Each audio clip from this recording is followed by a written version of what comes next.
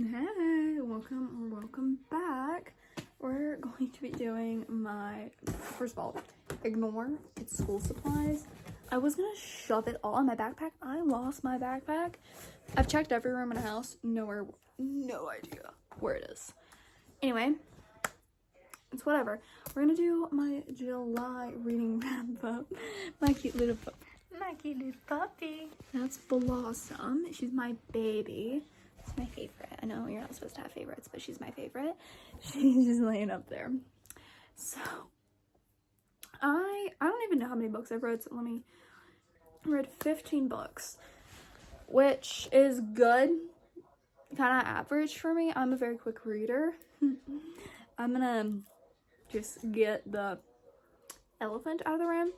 Zodiac Academy book 5, book 0.5,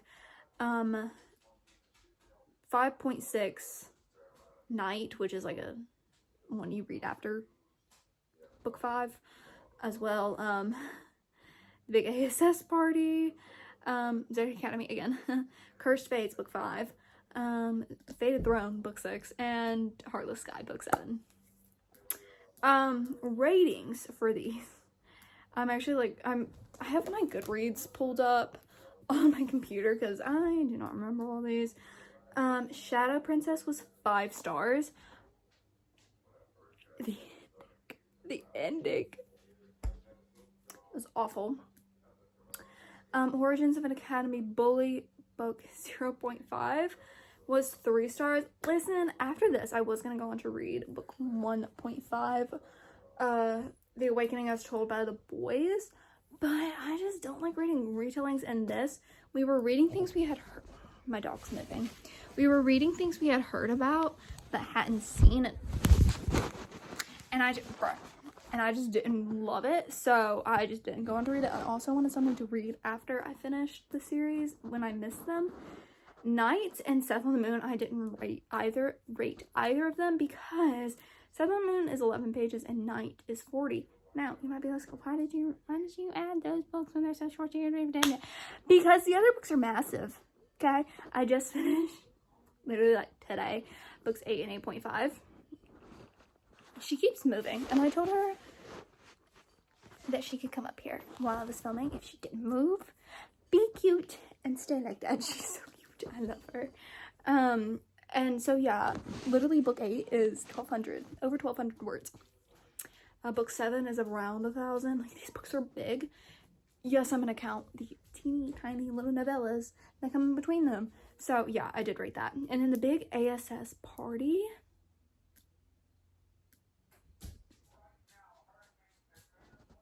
What does this say? The Big ASS Party. I read those 3 after Cursed Fates. I don't know why Cursed Fates is registering as before them, but whatever. I rated 2-star. I just didn't care. Like, it was just reading about Geraldine and her love interest. I don't want to say who because I don't want to spoil it. And I just didn't vibe with it. I was also really overstimulated. Literally, it was awful. I almost cried. I was so done. And I rated that 2-star. And Cursed Fates was a 5-star. This is after 8 is my second favorite. The stuff happening with Blue Lance anyway, and then Fated Throne was also sorry, my phone doesn't have any storage right now, so really getting on my nerves. Anyway, Heartless Sky literally killed me. I don't know where I was with that, but literally killed me. Okay, the other books I read, I started editing My Pirate Fantasy. Did I finish the first edit in that month? Yeah, then I guess 16 because my own book. Yeah, my own book. So I read a bunch of pirate books. Trust of the Emerald Sea. Look at how, like, water damaged that is. Yeah, got it in the rain.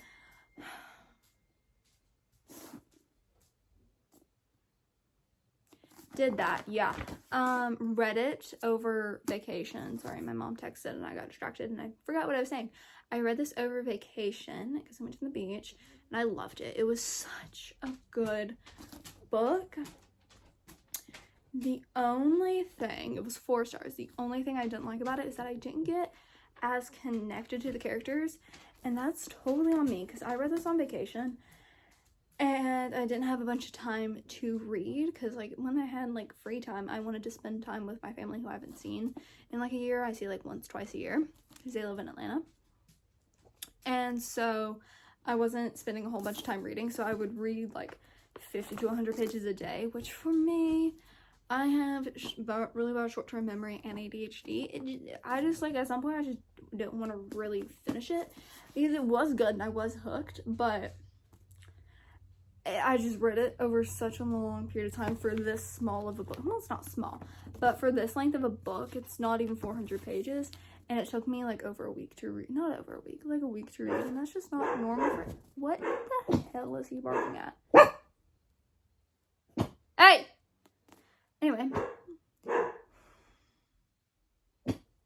Okay, if they start back up, we're just gonna have to ignore it because it's the only time I can record. Blossom, do not start with me. I will blow a gasket. Anyway, I really liked it. The writing was stunning. I loved the writing. Like, his storytelling truly is amazing. And it had a good amount of humor. Really liked it. I think the only other pirate book I read. Yeah, the only other pirate book I read, which I just wanted to read this month of wanting to read a bunch of pirate books, and I only read 2. I don't like that. But The Adventures of Amina al-Sarafi. Blossom, stop it. You will get out of the room. Adventures of Amina al-Sarafi. I rated this 4.75 stars. It was such a good, like, pirate adventure book. Loved it. I don't really have anything. It just wasn't a 5-star. Then we have Grey After Dark. I rated this 2 stars on Goodreads. Like, my rating is 2 stars on Goodreads, but I actually gave it like 2.5. Just round it down because I am so tired of the backwards mountain man, Christian, hates women, abusive, wants women to like be like a servant. I'm so tired of it. I'm so tired of it. It made sense for them to be mountain because they needed to live off the grid. That's understandable. Why did she have to bring the Bible and God into it? Why? Tell me why. If you wanted to use, I understand the aspect of a religion is a thing that can be used to control people. I completely understand that. You could have made the men this like culty situation. You could have made like the men be like, oh, they think they're like telling this woman they're like God or whatever. No, you did not have to bring an actual religion into it. I'm so tired of people disrespecting God and Christianity. It's just you look like a horrible person. You don't look like a good person. And I loved another book I read by this author. It was Ask for Andrea. Loved it. And then I read this, and it was a good book. I was engaged, but I was so annoyed because why are you having this woman who was kidnapped, raped, and like beaten, quote scripture and for why she can't leave? It's always Christianity. It's always Christianity because Christianity is the safe religion to make fun of, and I'm so tired of it. On that note, I'm going to talk about a book that was on my July TBR that I actually started in June and DNF'd. Timber sent into it, and I just didn't talk about it during that reading wrap up, but I'm going to talk about it now, and that is Caught Up by Nevessa Allen. Now, this book follows an SEX worker and a mafia man. Don't really care. The guy, I'm actually failing to remember his name, from book 1 Lights Out, also had in like he was doing these like thirst traps on TikTok. So I was just like, okay, whatever. First book he wasn't that far from being an SEX worker, so I don't really care. And then I started talking. It was like she was going ham on like SEX workers' rights, which cool. Everyone deserves to be respected. And then she started going on about, oh, I grew up in the Catholic Church. And I need to like preface this by, I'm not Catholic, I'm Protestant, but I have eyes and a brain. I grew up in the Catholic Church and they made me hate my sexuality and my body and blah, blah, blah, blah. Listen, purity culture can be a very toxic thing. I will be the first person to like note that. The way I've heard people who have church hurt talk about their church hurt, and about how purity culture specifically was used as a way to make them feel horrible about themselves. It is not okay to tell a woman that after she has done the deed, she is now ruined. That's never okay. That's never okay. You need to go through these issues with grace and love. That's what the Bible teaches us. But, and so that's what I was thinking. I was like, it's fine. That's genuinely, that could have been something that happened to her. And like, church hurt, it happens. Like, every single group of people on earth is going to have at least one person that uses their identity as being a part of that group to do horrible things, and that it just happens.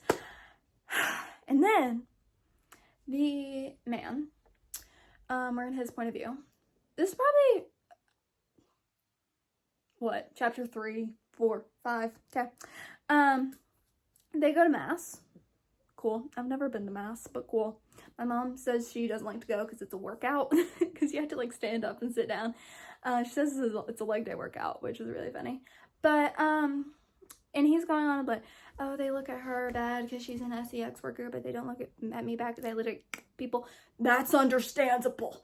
That's understandable. Okay, like, I get it. Like, I'd rather, like, listen, love everyone, treat everyone the same under God, but like, I'd rather be in the same room with an SEX worker than a murderer, than someone in the mafia. Okay, I understand that. He's right. And then Navessa Allen decides to write a scene where he is thinking about her extremely lustfully in mass, staring at her in mass. So it is not okay to disrespect other people's religion because of your church hurt. I understand church hurt, okay? I have a little bit of church hurt. I was told, like, by my grandma that I shouldn't want myself because that is disrespectful to God, and it's not being Christian, and I just need to pray. Yeah, no. I get it. I get church hurt. Like stuff like that has been used against me before. I get it. But that does not give you an excuse to be disrespectful about an entire group of people. It doesn't. It's disgusting. And I commented that in like a comment section. Someone said, definitely don't read Priest, and I wouldn't because, first of all, it's just not okay. And then we see this time and time again with the sexy nuns, people posing on crosses. I'm not even gonna put in a picture. And Little Nas X. Like, it's so disgusting that Christianity has just been singled out as the religion to make fun of. And you're proving scripture right, honey, but I digress. Anyway, we're gonna go on to another book I didn't love as much. I actually did enjoy this book. I have a lot of mixed feelings about it. Okay, so Daydream by Hannah Grace. This, I started it, read like 50% into it, and then DNF'd it.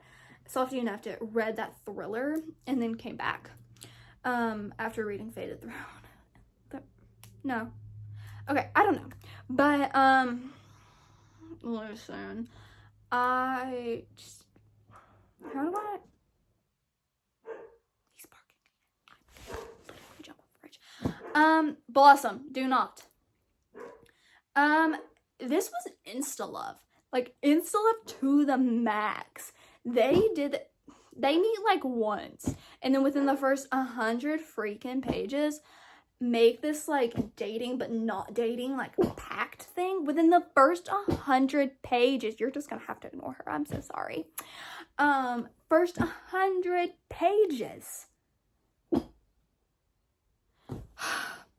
I'm a very quick reader, so I hate Insta because of that, because you just met each other. And sometimes it's like, okay, they'll get together within like 200 pages, 300 pages, and it's like, okay, that's just because of my no, within 100 pages they were together, and I immediately lost interest. I rated it 3 stars because I related to the characters, like both of them. Normally when I read a romance, I'll find like one character I relate to, and I'll just like, you're mine. No, I related to both of them. Like, she's perfectionist to the max, she's a writer, love her, and he's neurodivergent. I'm not even kidding. This one of the sweetest things in this book, almost said movie, but she gives him like noise canceling earplugs so he can like go places with her and not get overstimulated. That was so cute. Like, that was so cute. That was adorable. And they were so cute. And like, the characters were amazing, but I just didn't care. Like, after the characters get together, I lose interest. I don't care. And then we have a romance. We have an amazing freaking romance, and that's why the second book in the Lucky River Ranch series. Now, if you don't know, I love cowboys. Love them. And I really enjoyed the first book, but this book was so good. I rated it 4 stars. There was nothing that I didn't like about it. Funnily enough, the Coldplay incident, if you know, the Coldplay concert, one of the books that is like the couple's song and gets brought up in text a bunch is from Coldplay, and so I was reading it just going, I was just giggling every time I read it. I loved this. This was quick, like, insta-love, but they had I can deal with insta-love where the characters get together really quickly if they have, chemistry, like if they'd met each other before, they were like childhood best friends, and they get together pretty quick, and it could be considered insta-love. Not everyone's gonna like it because it's Friends to Lovers, but I love Friends to Lovers, and I really liked it. It was also a very quick, short read. Like, this was, I think, 100 pages less than Daydream, so when they got together within like 100 to 200 pages, I was like, I love it. I don't know. And I also just love cowboys. And I feel like Daydream shouldn't, like, not Daydream, but the Maple Hill series shouldn't be marketed as a hockey romance. Maybe Icebreaker's more heavy. I'm not going to read that one. I know I'm not going to like that one. I know I read Wildfire and Daydream because there's 2 I really wanted to read. And they were both insta-love, and I just don't think I'm gonna like Icebreaker because I don't like a lot of smut in books because I skip smut, and so when there's a really smutty book, I feel like I don't connect to the characters because it's just them. Ow! That did not go to plan. My finger. Okay. Anyway, and then we have Throne of Fire, the second book in the Kane Chronicles series by Rick Riordan. I really don't understand why this series isn't talked about. It's not talked about. Like, the only people who mention are like die-hard Rick Riordan fans. It's so good. It's so good. Like, if you liked Percy Jackson, even if you haven't read Percy Jackson, it doesn't spoil Percy Jackson. Percy Jackson doesn't spoil it. I loved it. Such a good series. This was 5 stars. No, 4.75 stars. Oh, there was one critique I had. There was a critique I had, but I can't remember the critique. Oh, I can remember the critique. Okay. I have read so many of Rick's books. I looked at it on Fable. 26. But I will say 5 of those is my reread of Percy Jackson. So I've read technically 21 books by him, and then the Percy Jackson original, like, Percy Jackson and the Olympians, I've read it twice. Every single book I've read by him, he uses a dream sequence to further the plot. I got a little bit tired of that in this book. I was like, okay, you need to do something else, dude. Like, it's in every single one. And it's a good reason for, like, it's explained why. And, like, the Percy Jackson is just like, to make our dreams. No, they have, like, they're, like, soul, like, travels when they sleep, which I do think is an actual, like, Egyptian belief. I don't know, I have to do research on ancient Egypt for I can't speak on ancient Egypt soon for a project I'll be working on in a few months because I'm an author. And then a 4.5 star, caught up the 3rd book in the Windy City series. I loved it. I loved it so much. The only thing is it did, like, kind of, like, lose my attention at some points. But I literally teared up. I loved it so much. I knew this would be my favorite book in the series, and I have a feeling it is. I haven't read Isaiah? Is that his name? Yeah, Isaiah's book. Yeah, I have the 4th and the 5th one left, and I really love it. I'm really excited. Yeah, I really don't have that much to say about this. I'm actually going to go. I don't know if I'm the only author that does this. I look up a random, like, poetry book and count it as 2 read. Or like a random, like, we're gonna do William Shakespeare. Okay. And I do like, where it's like the complete work of this dude, William Shakespeare. And then I put it as having read it when I finish a round of editing, because I will be counting my editing as reading because I did read it. I read it very thoroughly because I had to edit it. Yeah. Oh, I want to show you something. Never mind, I wasn't quick enough to catch it. It was my cat and my dog being really cute. I have a little baby kitten that loves my dog Ozzy. And yeah, so he's found a bag. I'm also startled, Ozzy. Anyway, that was my July. Oh, why is the year going by so fast? That was my July reading wrap up. Bye.